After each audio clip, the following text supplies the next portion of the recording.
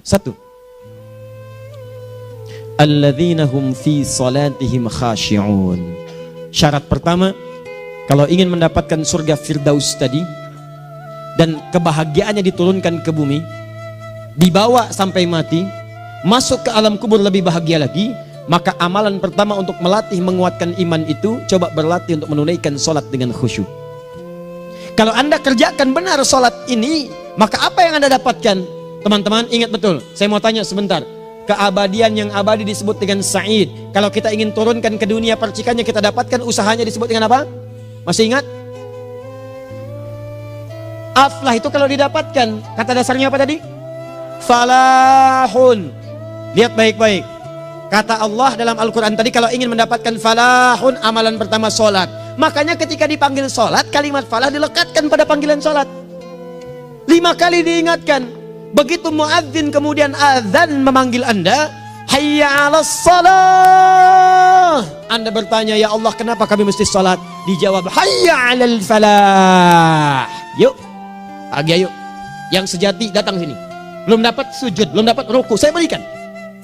Makanya ketika orang sholatnya benar, dia akan mendapatkan 5 keutamaan. Saat di dunia nih, belum ke akhirat, 5 keutamaan yang tidak diberikan pada orang yang tidak sholat. Atau orang sholat tapi sholatnya nggak khusyuk. Sebab syarat mendapatkannya khusyuk. Alladzina hum fi sholatihim khasyi'un. Bukan alladzina hum fi sholatihim saja, tapi ada kalimat khasyi'un. Artinya yang tidak khusyuk saja nggak akan dapat, apalagi yang nggak sholat. Apa yang 5 ini? Lihat baik-baik. 1, orang yang sholatnya benar, pertama kali sebelum mendapatkan kebahagiaan hakiki dari Allah Subhanahu wa Ta'ala, akan dirubah dulu perilaku hidupnya menjadi perilaku yang lebih baik.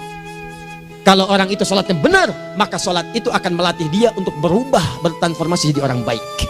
Itu ada di Quran surah ke-29 ayat ke-45.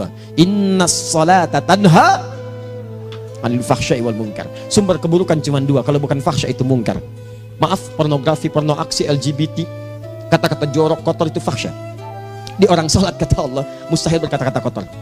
Orang sholat tidak akan pernah mencela. Orang sholat tidak punya kata-kata jorok. Jadi kalau ada sekarang orang yang sholat senang mencela orang lain, itu berarti ada masalah dalam sholatnya. Dan dia belum dijamin sebagai ahli surga terbaik. Dan hidupnya nggak bahagia. Nggak bahagia. Aneh nih. Sholat tapi senang celah orang. Aneh. Aneh. Yang paling bahaya adalah menikmati celahannya. Itu yang paling aneh. Anda ngaji. Anda ikut taklim. Taklimnya sesuai Quran, taklimnya petunjuk sunnah. Anda sholat, Anda puasa, tapi Anda masih senang mencela orang lain dan menikmati celahan itu. Kalau nggak mencela, kayaknya nggak komplit kehidupan. Maka ada yang salah dengan ibadah Anda. Ada yang keliru. Karena mustahil taat bertemu dengan maksiat, itu mustahil. Mungkar, keburukan yang diingkari oleh hati, sumbernya nafsu perut dengan akal. Bohong, mencuri, menipu, membunuh, merampok, membegal, mabuk dan sebagainya. Itu namanya mungkar. Orang sholat gak mungkin mengerjakan mungkar. Jadi kalau sholat kita benar, cukuplah Anda sholat, maka Anda akan jadi orang baik. Makanya kata Nabi, Anda punya anak dari kecil ajarin sholat. Sholat, kalau naik jadi balik, kerjakan terus. Kasih pelajaran membuat dia mengerti. Kalau masih susah, berikan pelajaran. Ini sering diterjemahkan dengan memukul. Mukul di Arab beda dengan konteks mukul sekarang. Mukul di Arab tuh ngasih pelajaran supaya ngerti. Anda bisa terjemahkan dengan konteks lain. Uang jajannya tahan, yang kesukaannya simpan dulu. Bisa dengan konteks kekinian, tapi poinnya, kenapa anak Anda dari kecil ajarin sholat, sampai kenalkan dengan masjid, ajari 3 tahun bawa ke masjid, kenalkan dengan masjid, gak ada masalah lari-lari itu sebelum waktu sholat. Kenalkan dulu. Dulu orang-orang tuh begitu, sebelum waktunya dikenalkan, jalan, begitu lari, biarin dulu. Setelah itu diberi pengertian, nah ini bukan tempat berlari, yang berlari di sana nanti, yang di sini nanti akan ada orang-orang baik semuanya. Terus Anda lihat berbaris, baris rapi. Kalau pengen baik ikutan baris nanti. Terus nanti ada yang mimpin di depan, namanya imam. Imam itu siapa ya? Tetangga kita bukan yang Pak Imam, bukan. Bukan. Kalau tetangga kita namanya Imam S. Arifin. Kalau yang ini imam sholat namanya. Imam sholat itu nanti akan pimpin menyembah Allah. Allah siapa ya? Allah itulah yang memberikan ayah rizki. Allah itu yang memberikan ayah rizki sehingga bisa beli tobot buat kakak, beli robokar poli, ini yang poli, ini yang embers, ini yang heli, ini dulu kakak semuanya tuh yang kasih Allah. Nanti kalau kakak bagus bisa ikut rapi di sini, Allah akan senang, akan ditambah lagi oleh Allah. Oh begitu ya, datang begitu caranya.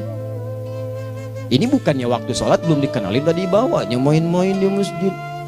Bahkan ada yang agak repot lagi, di rumahnya susah diatur, dibilang, kamu ini susah diatur, main sana ke masjid, disuruh main, ya main di masjid.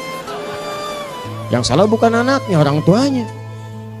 Apa rahasianya anak itu disuruh ke masjid, suruh sholat? Rahasianya, begitu anak itu sholat dengan baik, maka dia akan tumbuh jadi anak baik di kemudian hari. Itu maksudnya. Nah, sekarang saya agak bingung ini, pendidikan TK sekarang salah sih? Enggak, cuma saya agak bingung mikirnya. Ini anak belum diajarin sholat, udah diajarin manasik. Itu bagaimana cara berpikirnya Ferguson?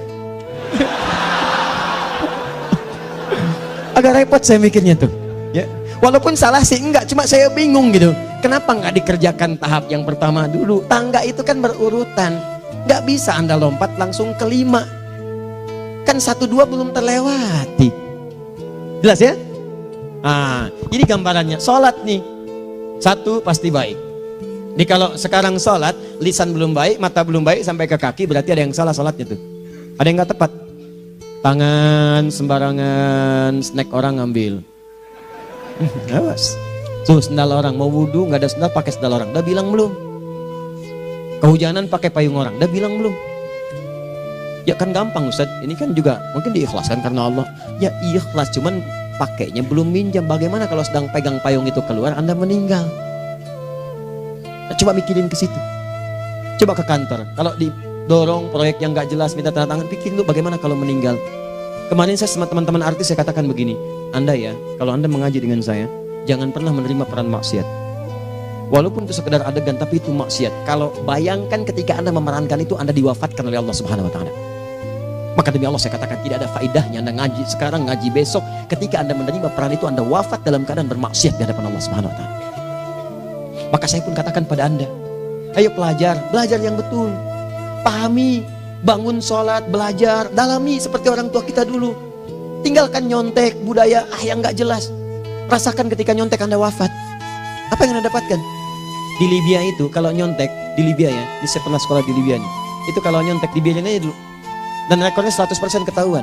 Begitu sudah selesai, cuma jeda 2 jam, langsung ada panggilan. Si Fulan silahkan datang ke kantor. Apa yang disediakan di kantor sudah siap. Anda diberi waktu 2 jam dari sekarang, siapkan beres-beres koper Anda. Di sini tertulis Anda akan pulang. Tiketnya sudah lengkap, dikawal 2 orang. Dituliskan di situ anak ini nyontek gak boleh kembali ke sini. Libya. Gak ada zero tolerance bagi yang seperti itu, keluar. Kami gak terima di sini. Harusnya begitu. Gak ada faedahnya. Yang kita butuhkan amalan dari ilmu, bukan nilai-nilai itu sementara. Gak ada. Sudah. Nah ini akhirnya begini kualitasnya nih. Tertulis di ijazahnya bagus, cum laude, IPK-nya 4, tapi gak ada aplikasinya. Yang pintar banyak, kita butuh yang baik, pintar yang baik. Sekarang yang pintar banyak, kepintarannya dipakai untuk nipu orang. Itu yang bahaya. Ahli hukum banyak yang dihukum. Ahli ekonomi tidak bisa mengangkat perekonomian. Apa yang salah? Apa yang salah? Ini yang jadi persoalan. Tapi dasar manusia begitu di sidang mulai pakai peci, pakai baju koko, pakai tasbih, ada yang pakai kerudung. Luar biasa. Nih 2. Orang kalau sholatnya benar, Allah akan berikan ketenangan dalam jiwanya. Tenang hatinya. Jangankan musibah kecil, musibah paling besar pun tenang aja dia. Tenang, dia paham rumusnya. Allahu Akbar. Turun Quran. Surah ke-13 ayat ke-28. Ala bidzikrillahi tatmainnul. Yakinkan pada dirimu zikir kepada Allah membuat hati tenang. Di antara turunan zikir amalannya adalah sholat. Dari mana taunya? Quran surah ke-20 ayat ke-14. Innani anallahu la ilaha illa ana fa'budni wa aqimis salata li dzikri. Saya Allah, kata Allah ke Nabi Musa. Tidak ada Tuhan selain saya, sembah saya. Bagaimana menyembahmu ya Allah? Tunaikan salat sebagai zikir kepada saya, zikir. Nah, maka kalau Anda sedang tidak tenang, ayo ke masjid. Banyak zikir itu, baca Quran zikir. Quran surah 15 ayat 9. Inna nahnu nazzalna dzikra. Kami turunkan Al-Quran sebagai zikir. Jadi kalau Anda sedang baca Al-Quran, Anda sedang berzikir. Ibu kalau sedang gak tenang, Bu, gelisah, gak enak, gak usah mengeluh, apalagi bikin status gak karuan. Ibu wudhu, ambil mushaf baca. Begitu sedang baca ada ketenangan dalam jiwa. Berdoa, zikir. Kalau sedang gak tenang, besok ada proyek, doa dulu. Doa itu memberikan ketenangan. Makanya doa disebut dengan zikir. Quran surah ke-7 ayat 205. Wadhkur rabbaka fi nafsika tadarruan wa khifatan wa dunal jahri minal qaul. Ayo berzikir, minta kepada Allah dengan segenap jiwamu, mohon dengan penuh ketawaduan. nanti ketenangan diberikan. Menghafal Quran, baca itu zikir. Quran surah ke-54 ayat 17, 22, 32, 40. Walaqad yassarnal Qur'ana lidzikri fahal mim mudzakir. Menyebut nama Allah, Al-Asmaul Husna itu zikir. Sedang ada persoalan, ya Allah, ya Allah, ya Allah, ya Rahman, ya Rahim, ya Malik, ya Qudus, ya Allah, ya Allah, ya Allah, ya Allah. Zikir. Dalilnya Quran surah kedua ayat 152. Fadhkuruni azkurkum. Sebut namaku, zikir. Apapun akan mengingatmu. Gimana menyebutnya? Ditafsir di Quran surah 17. Ayat keberapa? 110. Qulidullah awid rahman ayyamma tad'u falahul asmaul husna. Sebut nama Allah. Itu menenteramkan pada jiwa. Sedangkan sholat gabungan dari semua zikir tadi. Bukankah dalam sholat Anda baca Al-Quran? Bukankah dalam sholat Anda menghafal Al-Quran? Bukankah dalam sholat Anda berdoa? Bukankah dalam sholat Anda istighfar? Anda mohon digabungkan semua itu. Amalan sholat menggabungkan semua jenis zikir. Masa Anda nggak tenang juga? Makanya sholat, jangankan sholat ya, tempat sholat itu yang menenangkan. Tempat sholat, tempat paling tenang di muka bumi. Kalau nggak percaya silahkan ya, Anda sebelum masuk ke Istiqomah ini, begitu Anda masuk kan perasaannya beda kan? Lain. Silahkan cek, kalau cari ketenangan datang ke masjid. Masuk, wudhu masuk, sholat 2 rakaat, tenang. Dekat kipas angin, saking tenangnya, plak, ngantuk tidur. Beneran. Enak. Makanya saat Ramadan kalau orang pengen cari ketenangan, lihat. Di perusahaan-perusahaan penuh tuh musola, pada tidur. Ya, mengamalkan hadis palsu. Ya, dia musoim ibadah, tidurnya orang puasa ibadah, hadis palsu. Nah, itu teman-teman. Itu gambarannya tiga. Orang yang salatnya khusyuk benar, itu dijamin langsung oleh Allah Subhanahu wa taala akan dimudahkan semua urusan hidupnya termasuk rezekinya. Ini yang saya katakan. Jadi saya katakan tadi, di akhirat ini, di surga, rezeki tinggal ngambil. Anda kalau benar sholatnya, itu langsung dijanjikan oleh Allah. Rezeki itu nggak perlu Anda banyak pikirkan. Ikhtiar sedikit, datang. Bahkan dari sisi yang tidak Anda duga. Apa dalilnya? Quran surah ke-65 ayat 2 dan 3. Ditafsir di Al-Baqarah ayat 2 dan 3. Wa may yattaqillaha yaj'al lahu makhraja. Ada orang yang meningkatkan takwanya kepada Allah, kami mudahkan urusan hidupnya. Setiap persoalannya diberikan jalan keluar, mudah. Solusi. Setiap ada problematika, ada solusi. Wa yarzuqhu min haitsu la yahtasib. Dan kalau dia ingin mendapatkan rezeki, bahkan kami kirimkan dari sisi yang tidak dia duga. Orang lain capek ini datang lagi, tawaran proyek datang lagi. Utsman tuh Masya Allah kayanya banyak, tapi yang paling dirindukan bukan saat mendapatkan peningkatan omsetnya, yaitu saat dia mendapatkan waktu khusus dengan Allah untuk sholat malam hari, sampai-sampainya sempat sholat tahajud sampai khatam Al-Quran.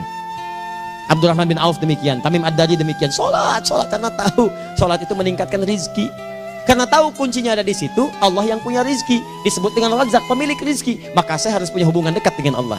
Kalau sudah punya hubungan dekat, mau apa aja gampang. Belum minta, udah diperhatikan. Silahkan cek, Anda punya hubungan baik dengan bos Anda di kantor. Ya, sebelum Anda minta, beliau udah pikirin tuh. Telepon bendahara, dia udah ngambil belum gajinya? Belum Pak, tambahkan bonus sekian. Kenapa? Karena dia mengawasi Anda. Allah maha tahu dibandingkan dengan bos Anda. Mendekat kepada Allah, semua diperhatikan oleh Allah. Siapa orang takwa itu? Kalimat takwa pertama di Al-Quran Al-Baqarah ayat 2, amalannya ayat 3. Dzalikal kitabu la raiba fihi hudal lil. Siapa mutakin itu? Ayat 3-nya. Alladzina yu'minuna bil ghaib wa yuqimunas shalah. Di gampang. Kalau pengen mudah hidupnya gampang. Biaya nggak mahal, tenaga nggak banyak, tingkatkan takwa nih. Jadi kalau hidup Anda masih susah, di kantor champion, di rumah tangga bermasalah terus, atau sebaliknya, maka boleh jadi kalau gelar Anda tinggi, harta Anda banyak, tapi selalu punya masalah. Bukan Anda kurang hebat, bukan Anda kurang kedudukan, bukan Anda kurang kaya, Anda kurang takwa. Dan yang paling dahsyat, mungkin sholat Anda belum berkualitas. 4. Orang yang sholatnya benar, khusyuk dia. Bahkan saat sholat itu kalau dia minta, maka seketika doanya akan dikabulkan. Tanpa diskusi, langsung seketika. Contoh, Quran surah ketiga ayat 38 sampai 39. Demi Allah saya katakan, Nabi Zakaria punya masalah, masalahnya pelik. Sudah berumah tangga, istrinya divonis monopos, maaf bahkan mandul. Gak mungkin punya keturunan. Maka apa yang beliau kerjakan? Secara singkat beliau sholat. Begitu sholat minta kepada Allah. Hunalika da'a Zakaria rabbah. Di mihrab itu beliau bermohon kepada Allah. Bermohonnya sambil sholat. Qala rabbi habli min ladunka dzurriyyatan thayyibah innaka sami'ud du'a. Ya Allah, mereka katakan saya nggak mungkin punya keturunan. Sekarang saya ingin katakan, ya Allah, saya hanya minta darimu saja, saya nggak akan dengarkan mereka.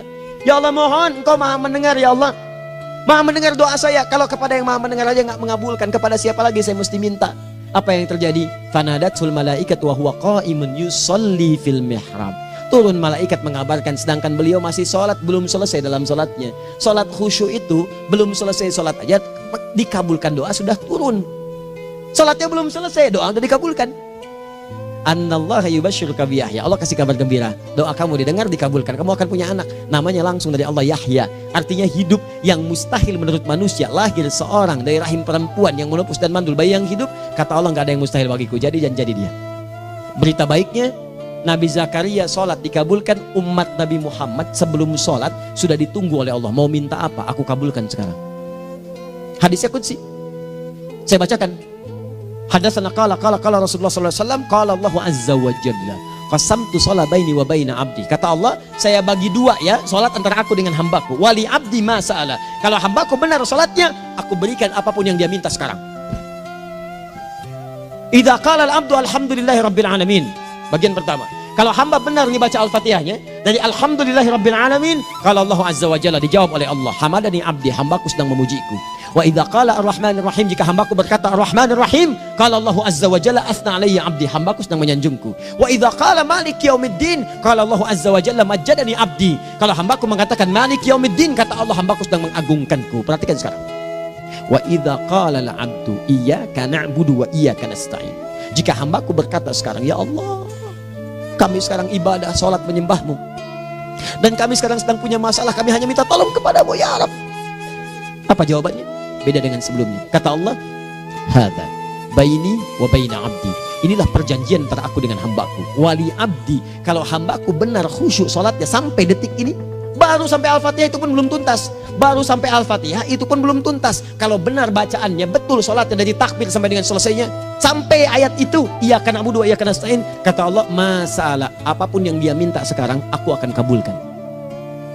Besok saya kasih rahasia yang di KBP, ada awal pembuka di awal sebelum Al-Fatihah yang kalau anda benar bacanya itu pengantar kepada pengabulan doa di Al-Fatihah. Apa itu? Besok. 5. Yang kelima ini yang paling diharapkan, dan ini penutup dalam kajian kita malam ini. Teman-teman sekalian, perhatikan baik-baik. Jika anda benar mengerjakannya, maka Allah akan jamin langsung anda akan mendapatkan kesuksesan dan kebahagiaan di semua aktivitas anda.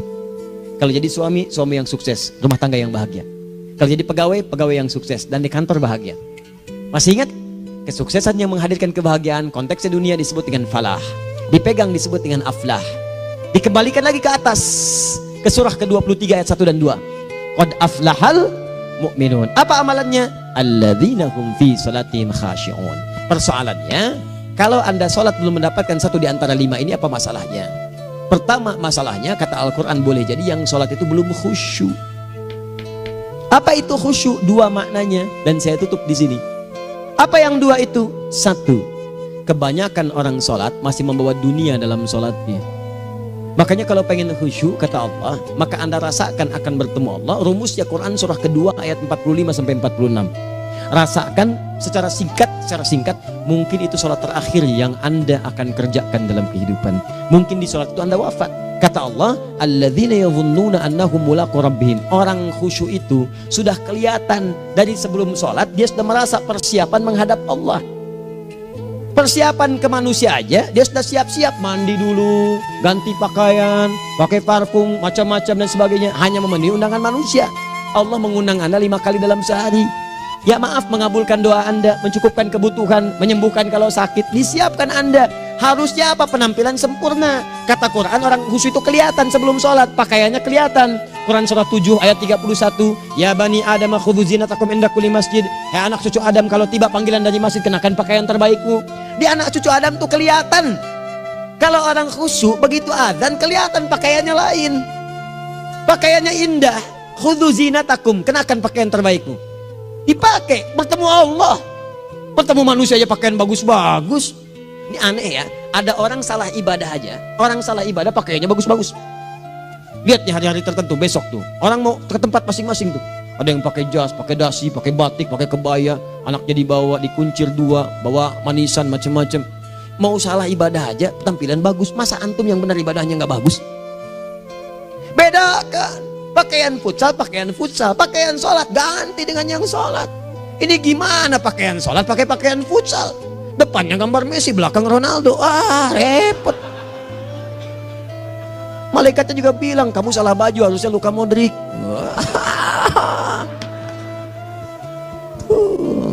Hafal saya. Nah, yang mau tanya apa? Mourinho dipecat saya tahu. Lagi nganggur sekarang, ditawarin Benfica dia nggak terima. Sekarang jadi dia komentator di BeIN Sport. Nanti sebentar lagi dia akan komentar di laga Saudi dengan Qatar dan komentar laga Arsenal dengan Ipswich. Digantikan oleh Solskjaer. Dia super sub dulu. Ya, super sub. Ya, the baby assassin, ya pembunuh yang berwajah baby face. Masuknya di akhir-akhir, gol. Sekarang melatih dia 5 kali kemenangan, belum kalah sama sekali. Saya hafal itu. Tapi masih di urutan ke-6, tapi jaraknya ke yang keempat itu tinggal 3 poin lagi. Hafal saya. Liverpool tahu cuma 4 poin sekarang bedanya, kemarin 7 kalah 2-1 sama Manchester City. Walaupun banyak analisis yang menyebutkan mungkin itu diberikan saja gitu kan, karena ada yang lain-lain. Hafal kedua Manchester City. Hafal saya. Ayo mau tanya apa lagi? Tottenham Hotspur ke bawahnya, ada Chelsea, ada Arsenal, baru kemudian Manchester United. Liga Italia, wah udah gak kekejar Juventus. Ya, apa lagi? Dan seterusnya lah. Gak ada ujungnya bahas yang begituan. Jelas ya? Maksud saya, Anda tanya itu saya jawab.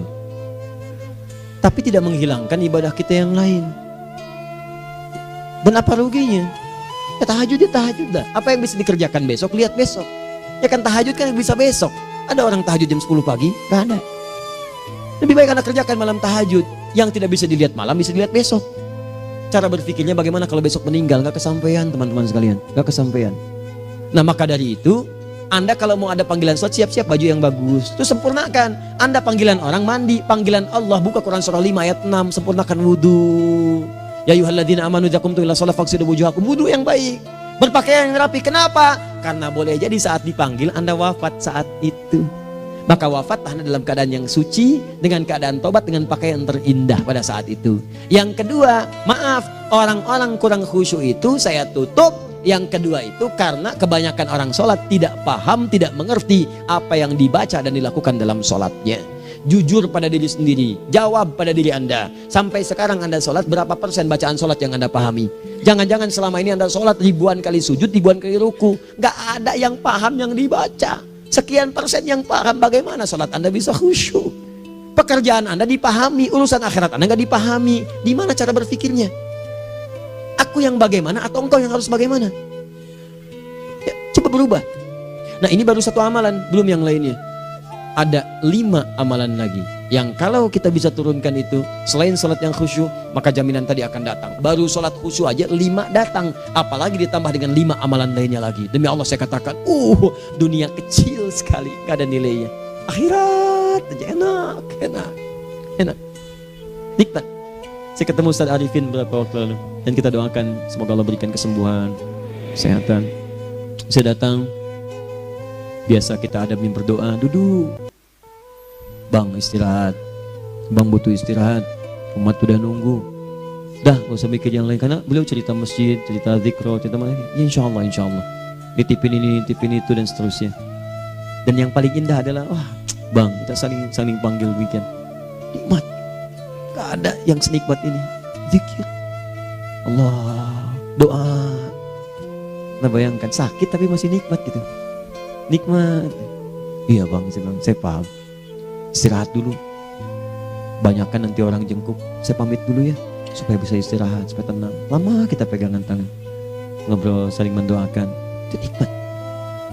Dan cara berpikirnya kalau sudah pakai iman, semua nikmat. Ada uang nikmat, gak ada uang nikmat, sakit nikmat. Karena cara berpikirnya lain. Nanti kita bertemu lagi, saya terangkan pada Anda.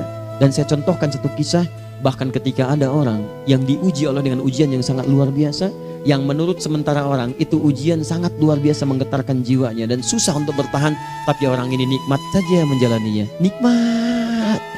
Ada yang di rumah tangga, ada yang di macam-macam. Contohnya banyak. Satu contoh saya berikan di malam ini. Sekali suami istri, wah luar biasa. Istrinya itu cerewetnya Pak, bukan cuma cerewet, ngeselin bagi suaminya. Maaf Bu ya, bukan ibu maksudnya. Jadi semua yang dikerjakan suami salah. Pengen mangga, ayah kalau kita sekarang dibeli mangga. Kenapa mangga yang ini? Saya pengennya mangga yang lain. Belikan mangga. Kenapa beli mangga aja? Jeruknya mana? Jeruk. Semua. Pokoknya semua yang kerjakan suami salah. Tapi suami tidak pernah mengeluh. Ini kerjakan, itu kerjakan. Satu kali, perhatikan cara memandangnya. Ketika iman sudah masuk ke dalam jiwa.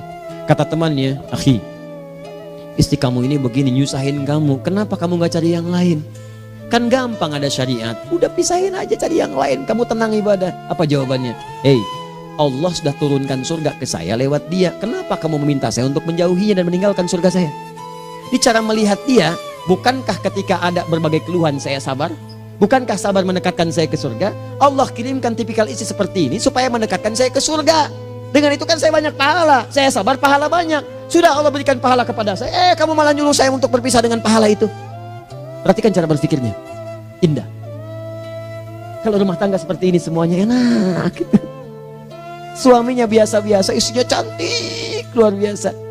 Begitu berdandan kelihatan, kata suaminya, Masya Allah, wajahnya tak berpaling, mata tak berkedip. Kata istrinya, ya zauji madzabik, sayang kamu kenapa? Wallahi syakiran lillah bihadari, demi Allah aku bersyukur mendapatkan istri secantik kamu. Kata istrinya, nahnu fil jannah zauji, kita berdua di surga. Kata suaminya, kok bisa begitu jawabanmu? Iya, kamu bersyukur dengan keadaanku, aku bersabar dengan keadaanmu. Catat. Bukankah orang syukur dan sabar di surga? Tuh lihat, canda-canda orang-orang soleh itu begitu. Nikmat ketawa walaupun nyelekit di hati. Cuman bawaannya enak gitu. Nah, nanti itu ada tuh, nanti saya turunin tuh.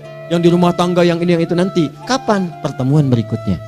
Ya, jadi kita cukupkan dulu di malam ini apa yang kita pelajari supaya nanti nggak terlampau banyak kita dapat materi.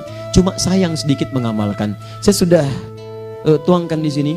Banyak saya tuliskan termasuk di keluarga, di macam-macam. Ini saya tulis tapi silahkan Anda baca. Kalau ada manfaat silahkan dapatkan. Kalau ada yang kurang silahkan sampaikan untuk dikoreksi. Semoga Allah muliakan kita semua insya Allah. Sekali lagi, perbaiki hidup. Jangan banyak mainnya. Dan sudah, jangan banyak membuang dengan yang sia-sia apapun yang dihadapi. Sekali lagi, tolong jaga kondusivitas, bantu negara kita, ketertiban, keamanan. Kalau saya menyampaikan sesuatu ada singgungan dengan yang kekinian, itu maksudnya koreksi masukan-masukan supaya diperbaiki. Tapi tetap dalam urusan pemilihan kita punya pilihan masing-masing yang tidak boleh dipaksakan.